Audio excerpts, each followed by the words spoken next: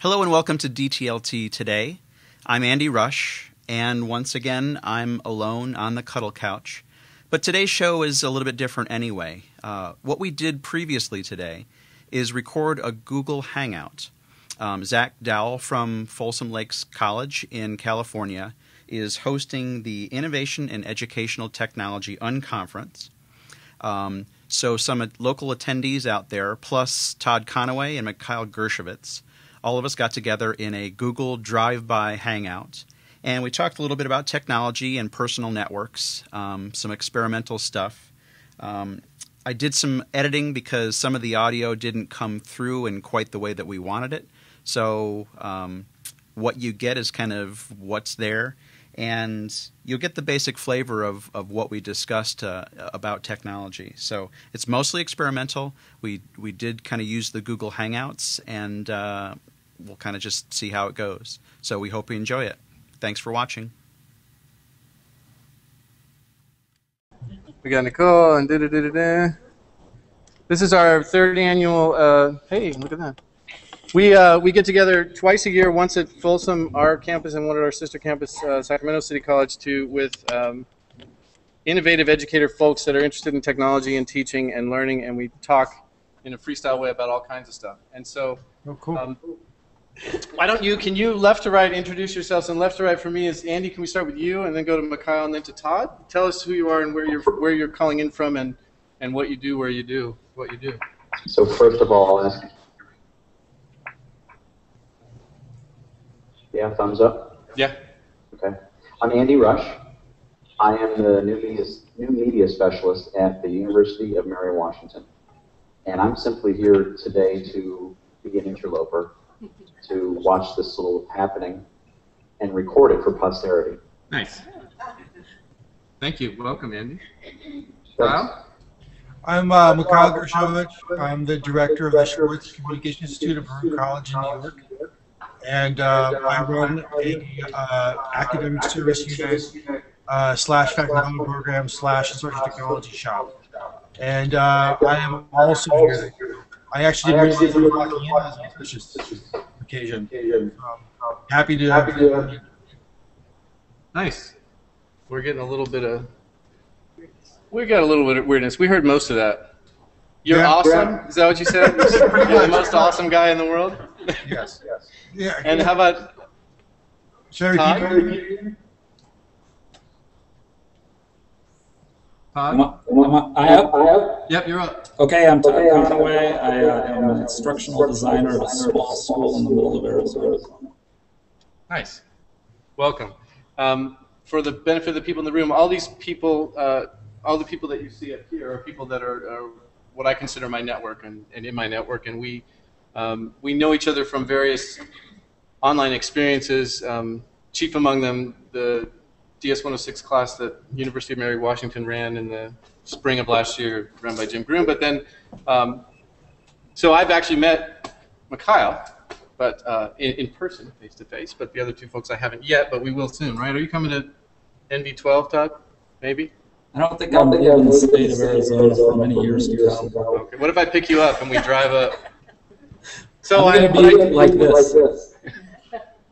So what I ask these folks, I give them a very basic kind of a prompt, and the idea being that, and it kind of ties into what we're talking about with Jason, but the idea that the kind of connections or interesting things that can happen when you kind of expand your reach, when you go out into the open, when you engage networks that are outside of the silo of your class, when you make projects available to the world.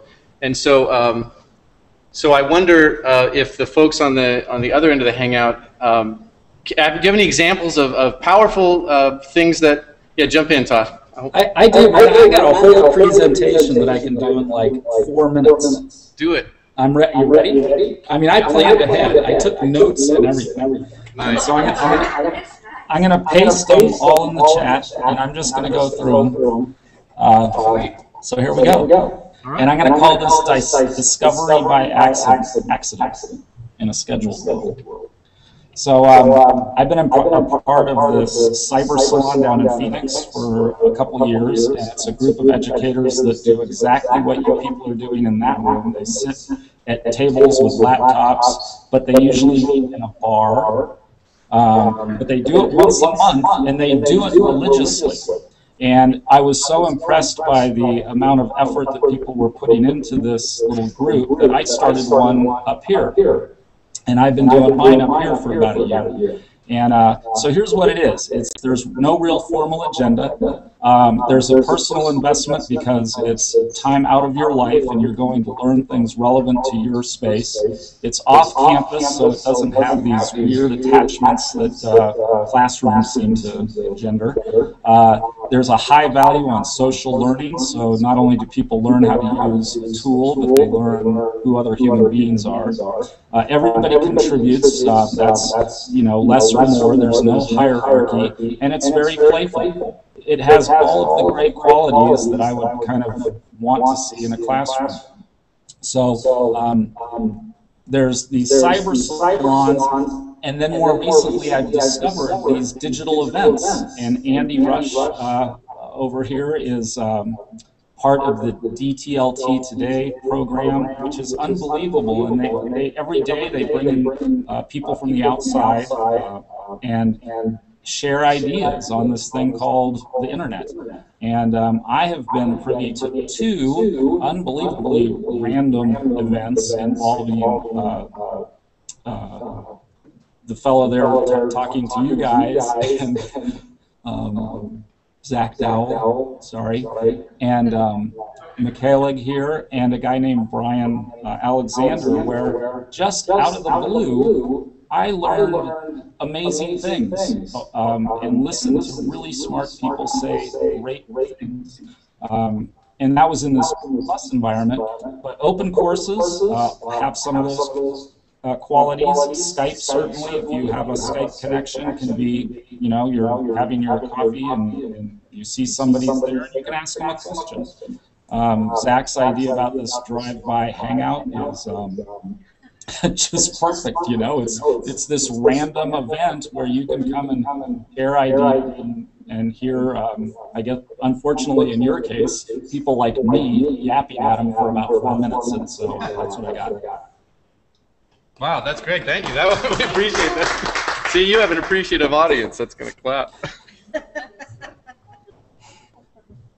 Mikhail, I wonder, what are your experiences? And I know that's a broad question, but what comes to your mind when you think about the idea of networks like our network that we have in relation to the classroom or in relation to your work? Or do you have any thoughts?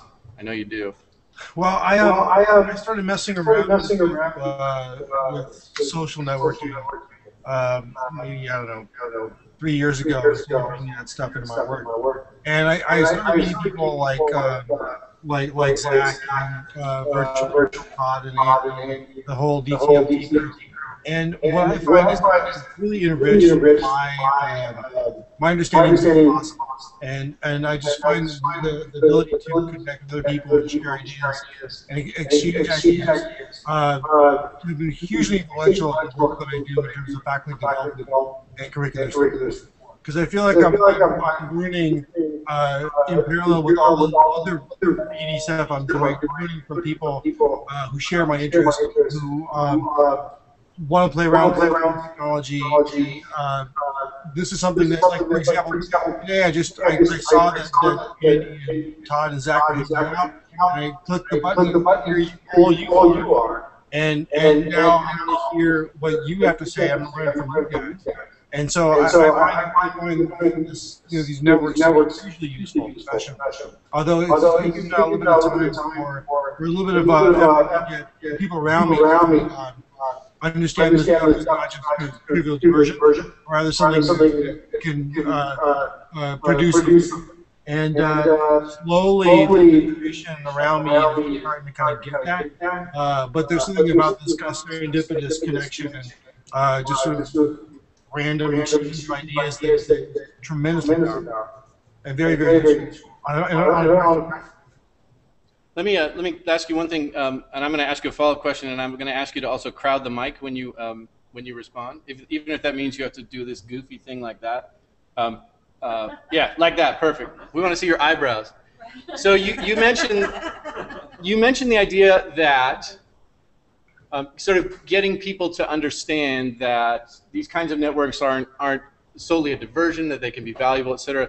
What do you think of the following statement that I'm about to make, that if you have to ask, you'll never know? That is, do you think that in order for faculty, for administrators, for whoever to understand the power of a network like this and the ability to draw on experts from around the world, et cetera, do you think that the only way to know that is to do that?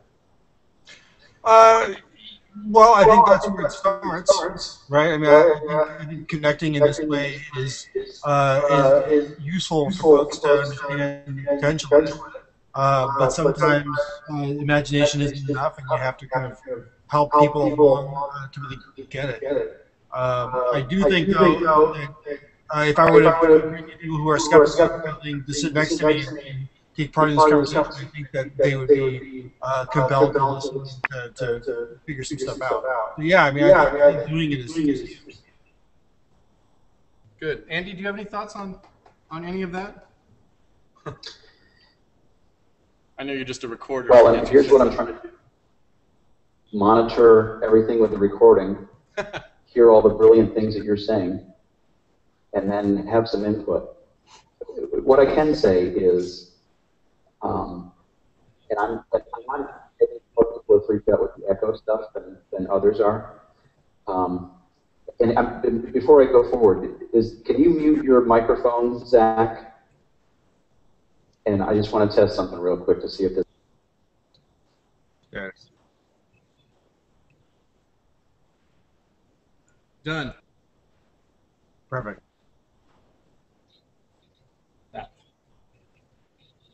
Kyle. All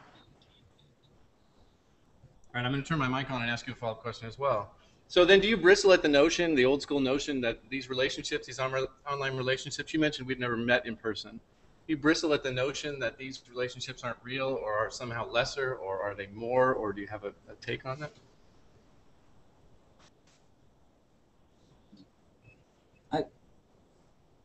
I'll go. You know, I feel like this is just as good. These have resulted in face-to-face meetings. I never knew Jim Groom until he went to a little town in Arizona, and I went to some guy's house and sat in a living room with the guy, you know. And I have no doubt that at some point in time I'm going to meet these other two guys face-to-face in this thing, and maybe you guys. And Zach, I have no clue. But what we're doing is communicating. It doesn't matter whether it's on a phone or in Google Hangouts or in email. We're communicating. And that's what's important. That's what we do as humans, is communicate stuff. So I'm all good with this, and if I can meet you face to face and shake your hand or whatever, that's great too. But this works. One of the relationships that you form in this way actually are as real as any other relationships. For example, my kids know who Zach is, and they've never met him before. They hear me talk about Noise Professor, and hear me talk about DS-106, and they haven't met Todd or Andy yet, but there's lots of other people who they've never met, who I've never met, who they know are important to at least my personal learning network, as some folks like to call it. But yeah, I mean, I think these relationships can be just as real and just as productive and interesting and intense as face-to-face relationships.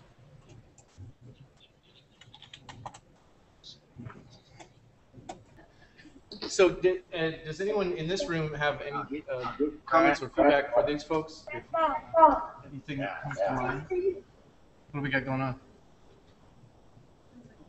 Little kids. Yeah. It's a little kid cast. I mean, kids.